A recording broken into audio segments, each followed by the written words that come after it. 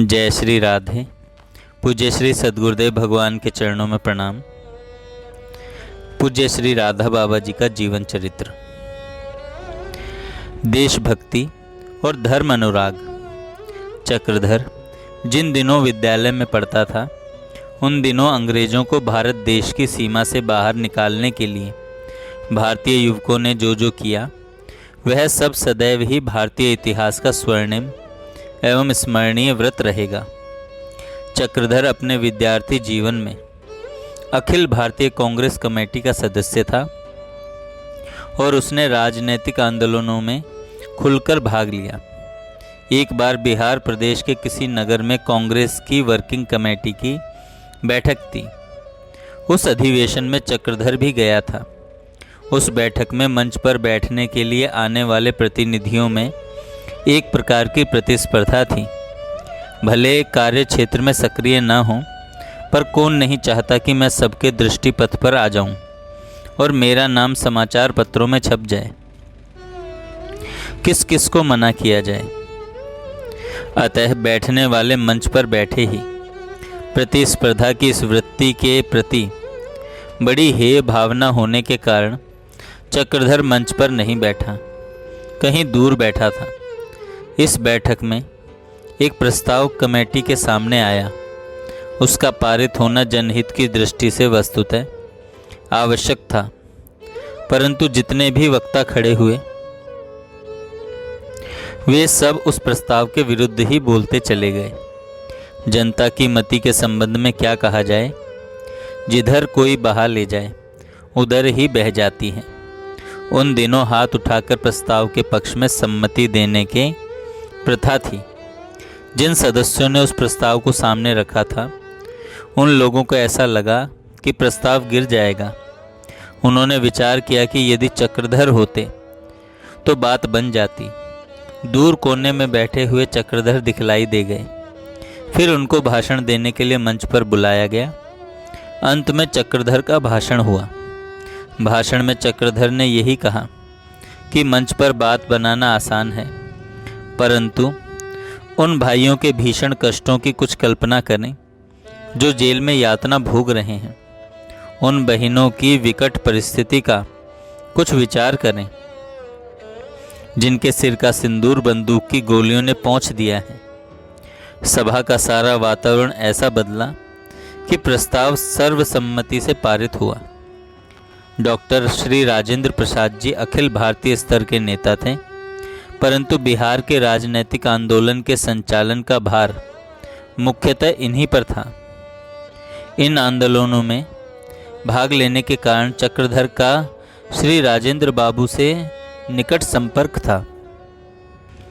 भविष्य में ये श्री राजेंद्र बाबू ही भारत के प्रथम राष्ट्रपति बने।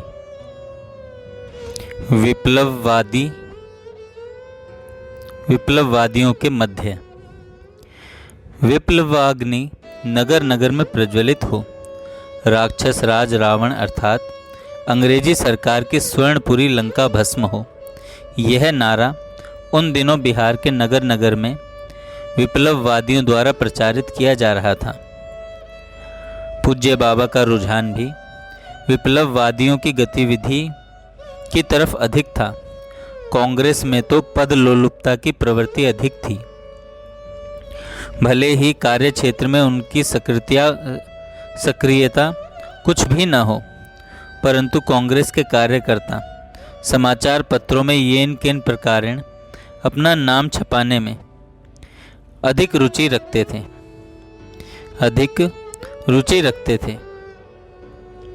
क्रांतिकारी लोग गीता हाथ में लेकर प्रतिज्ञा करते थे और निस्वार्थ भाव से देश के लिए प्राण त्याग का व्रत लेते थे।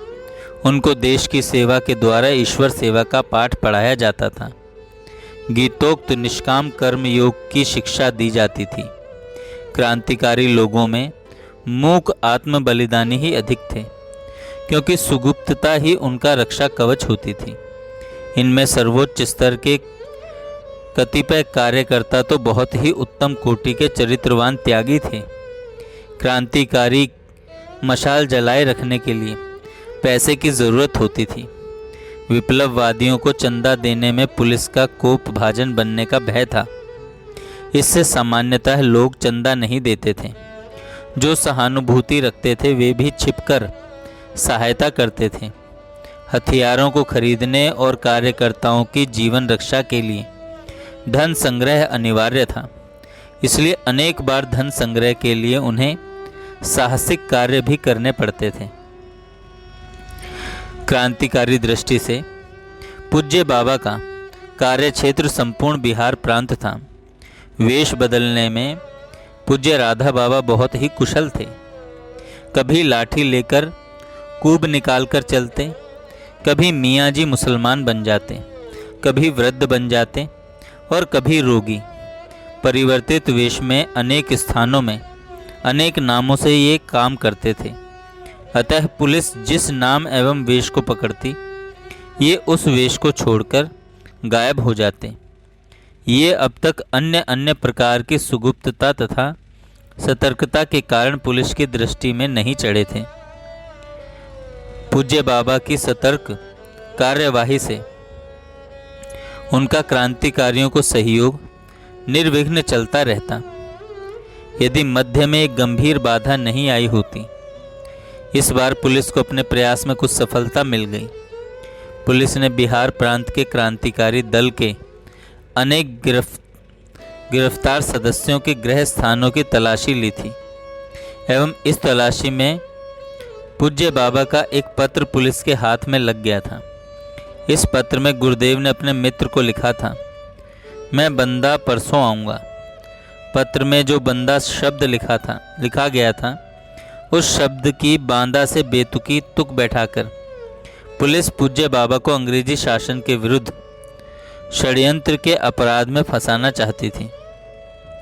संयोग ऐसा था कि उन्हीं दिनों बांदा नगर में क्रांतिकारियों ने तीन पुलिस इंस्पेक्टरों की हत्या कर दी थी। इस हत्याकांड के पश्चात संदेह के नाम पर अनेक लोग गिरफ्तार कर लिए गए थे।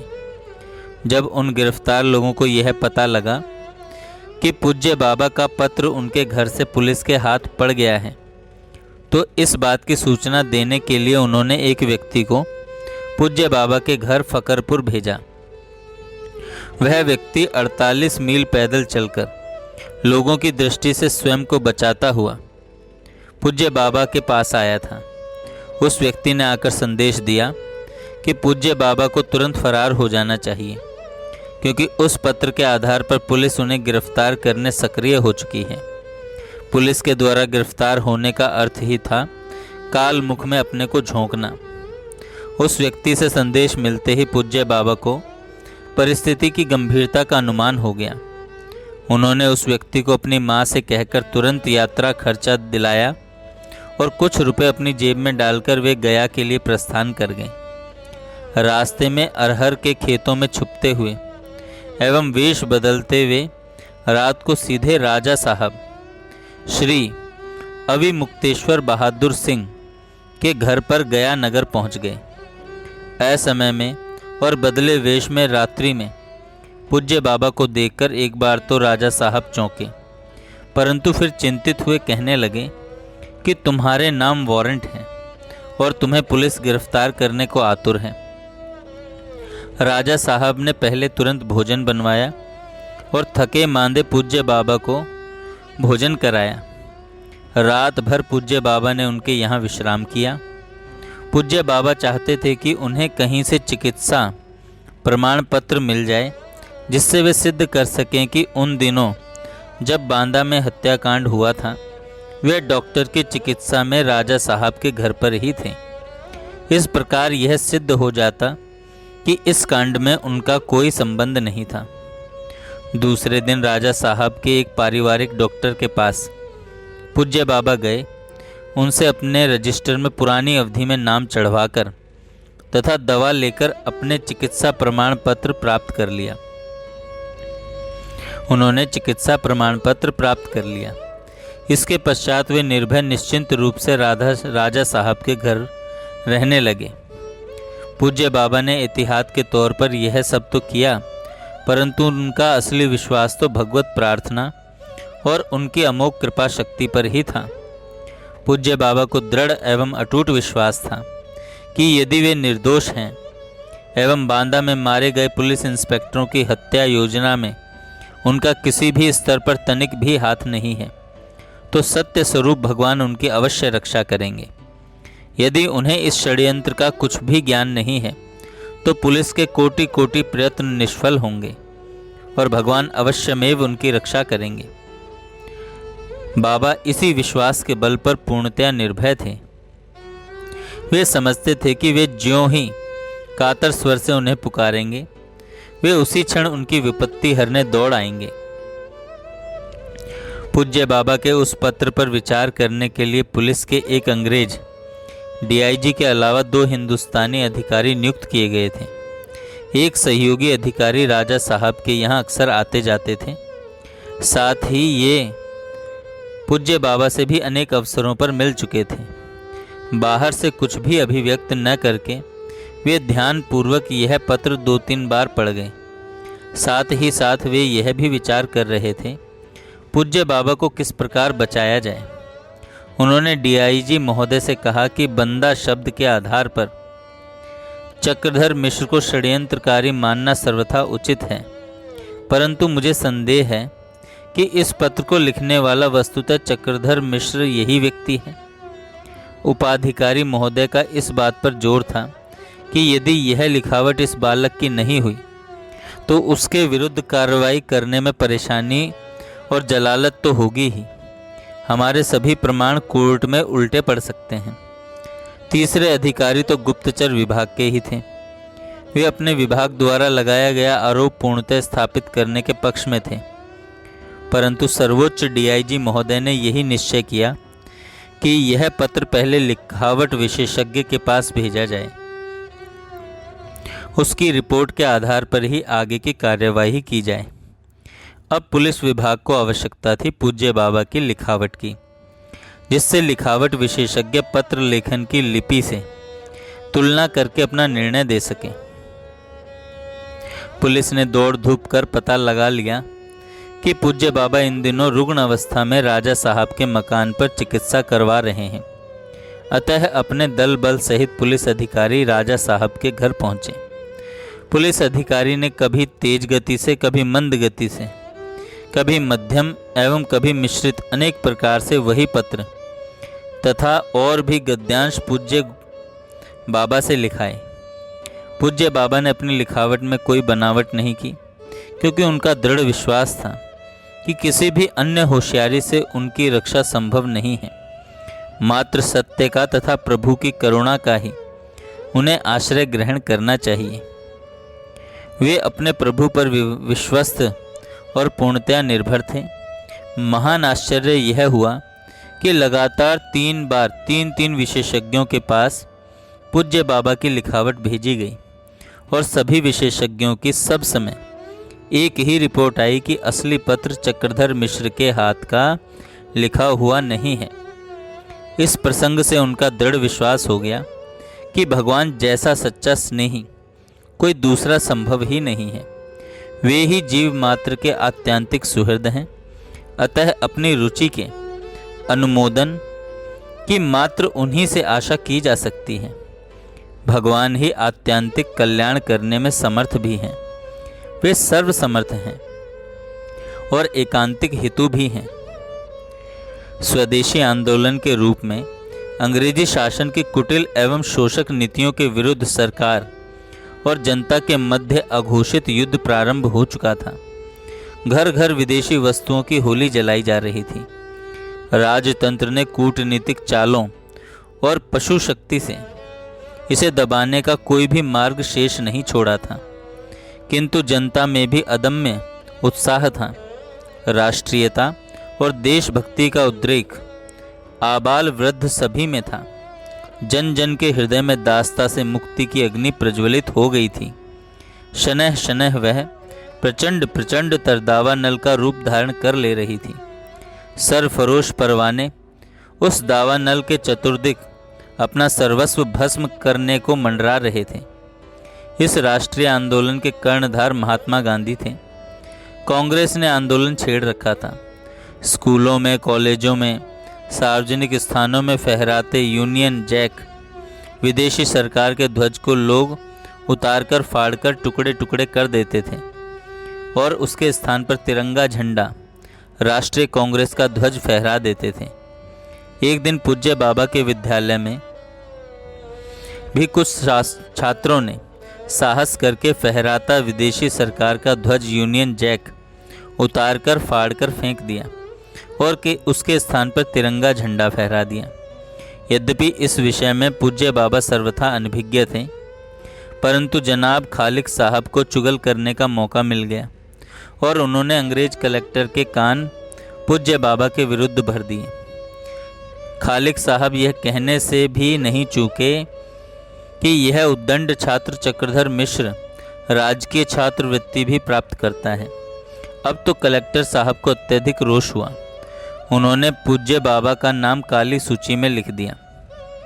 पूज्य बाबा के घर के पड़ोस में ही एक कुम्हार का घर था। वह प्रतिदिन रात्रि में लगभग 1 बजे ही उठ जाया करता था। प्रातःकाल एवं स्नान आदि करके वह चौक की मिट्टी तैयार करके उसे रोंदा करता एवं साथ ही अति सुरीले मधुर स्वर में ब्रह्मानंद भजन माला से अनेक सुंदर पद आलापता था। महात्मा कुम्हार की यह भजन निष्ठा प्रातः 2 बजे से प्रारंभ होकर सूर्य उदय तक चला करती थी। पूज्य बाबा उन दिनों गया कांग्रेस कमेटी के सहायक मंत्री थे। उनके पूर्ववर्ती मंत्री एवं सहायक मंत्री दोनों गिरफ्तार कर लिए गए थे।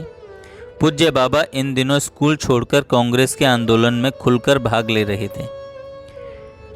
उन दिनों गांव-गांव में घूमने एवं आने जाने के लिए परिवहन साधन तो थे नहीं, सड़कें भी नहीं थी। अरहर के, गन्ने के, धान के खेतों में से पगडंडियों से पैदल ही यातायात था या बैलगाड़ियां थीं। अतः गुरुदेव दूर दूर गांवों में मीटिंग करके प्रायः देर रात में ही घर लौटते थे। मध्य रात्रि में इधर तो पूज्य बाबा के सोने का समय होता और उधर वह कुम्हार महात्मा के भजन का गायन का काल हो जाता। वह अति उच्च स्वर से अलापता, तेरे मालिक हैं दीनानाथ, सोच मन काहे को करे। महात्मा कुम्हार का कंठ यद्यपि अति मधुर था, किंतु पूज्य बाबा की निद्रा तो टूट ही जाती थी।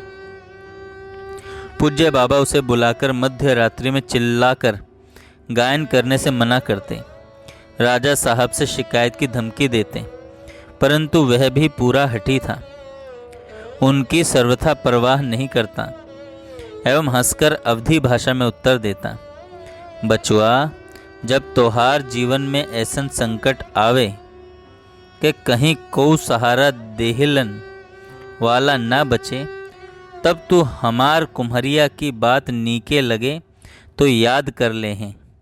साची बात भैया यह है कि निर्बल के दीनन का मात्र सहारा भगवान ही देत है और ओहू घोर संकट ते तो को उबारी हैं। उस समय तो पूज्य बाबा ने उस कुम्हार को महत्व नहीं दिया, परंतु आगे जाकर उनके जीवन में इस कुम्हार की बात बहुत ही चमत्कारी प्रभाव वाली सिद्ध हुई, बहुत ही प्रभावशाली सिद्ध हुई।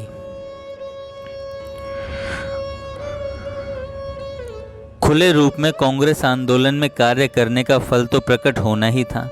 पूज्य बाबा को जब वे 15 वर्ष के किशोर थे, 6 महीने का कठोर कारावास हो गया। उन्हें गया सेंट्रल जेल में डाल दिया गया। सेंट्रल जेल का एक जेलर था, लंगड़ा अंग्रेज। वह महाक्रूर था। वह लंगड़ा जब जेल का निरीक्षण करने आता तो प्रत्येक कैदी से सलाम कराया करता था। पूज्य बाबा के सामने भी वह आया, परंतु पूज्य बाबा ने इसकी ओर ताका तक नहीं। 3 बार सलाम करने का हुक्म देने पर भी जब बाबा द्वारा उसकी उपेक्षा हुई तो उसने क्रोध से तिलमिलाकर इतना जोर का घूंसा पूज्य बाबा की नाक और आंख पर मारा कि पूज्य बाबा को एक बार तो ऐसा लगा कि उनकी आंख सदा के लिए ही गई और नाक से खून की धार बह चली। उसी समय वे बेहोश होकर जमीन में चक्कर खाकर गिर पड़े। पूज्य बाबा को इतनी सांघातिक चोट लगी थी कि उन्हें 15-20 दिन अस्पताल में भर्ती कराया गया। अस्पताल में श्री बाबा को यही चिंता थी कि पुनः जेल में प्रवेश करने पर उनका उसी क्रूर दानव से पाला पड़ेगा और पुनः वैसी ही निर्मम सांघातिक मार खानी पड़ेगी। उस दानव से उन्हें छुटकारे का कोई भी उपाय समझ में नहीं आ रहा था। ऐसी विषम संकट के समय जहाँ से उन्हें बचाने वाला कोई भी सूत्र नहीं था, उन्हें उस महात्मा कुम्हार की बात याद आई। कुम्हार महात्मा की दी शिक्षा से संभव है उनका त्राण हो जाए। इस आशा से वे मन ही मन, हे गोविंद, हे गोपाल, मुझे इस संकट से बचाइए, मेरा आत्मसम्मान भी बना रहे और इस क्रूर दानवीय यंत्रणा का कष्ट भी मुझे नहीं झेलना पड़े। मेरी रक्षा करें प्रभु, मेरी रक्षा करें गोविंद, मेरी रक्षा करें प्रभु। इस प्रकार वे आर्त प्रार्थना करने लगे। पूज्य बाबा स्वास्थ्य लाभ करके अस्पताल से जेल में आ गए। वह लंगड़ा जेलर यद्यपि अनेक बार जेल का निरीक्षण करने आया और उसका व्यवहार अन्य कैदियों के साथ वैसा ही क्रूर रहा, परंतु पूज्य बाबा के सन्मुख आते ही वह अति शिष्ट हो जाता। एक बार तो पंक्ति में खड़ा कर जब वह कैदियों से सलाम ले रहा था एवं पूज्य बाबा ने उसे सलाम नहीं किया, तो पास में खड़े एक कैदी ने बाबा को लक्षित कर उसके सन्मुख शिकायत भी की कि महानुभाव, यह कैदी सलाम नहीं कर रहा है। किंतु उसने उसी कैदी की पिटाई कर दी एवं बाबा की उपेक्षा कर दी। उन दिनों गुरुदेव निरंतर हे गोविंद, हे गोपाल, हे शिव, हे शंकर, जो भी भगवान के नाम उनके ध्यान पथ में आते, नाम उच्चारण एवं प्रार्थना करते रहते एवं उस जेलर में भगवान ही भगवान भरे हैं, ऐसी भावना प्रगाढ़ रूप में करते रहते। उन दिनों राजनीतिक कैदियों से भी कारावास में सभी प्रकार के श्रम कराए जाते थे। बैल के स्थान पर उन्हें कोल्हू में जूत कर तेल पेरना पड़ता था, चक्की में आटा पीसना पड़ता, खेतों में पानी देना पड़ता, रस्सी बटने का काम करना पड़ता। चाहे बीमारी हो, निर्धारित काम तो करना ही पड़ता था। जिस दिवस जिस कैदी का निर्धारित कार्य पूरा नहीं होता, उसे भोजन नहीं दिया जाता। दूसरे दिन फिर उस निर्धारित कार्य को पूरा करने पर ही उसे भोजन मिलता था। श्रम में रियायत होना तो बहुत ही कठिन बीमारी में डॉक्टर की सिफारिश से ही संभव होता था। परम पूज्य गुरुदेव पूज्य राधा बाबा गया में 6 महीने जेल में रहे। जेल से छूटकर आने पर घर वालों द्वारा उन्हें राजनीति से दूर करने की बहुत चेष्टा की गई, परंतु अपने निश्चय में अडिग रहकर वे अधिक मनोयोग पूर्वक क्रांतिकारी दल का कार्य करने लगे।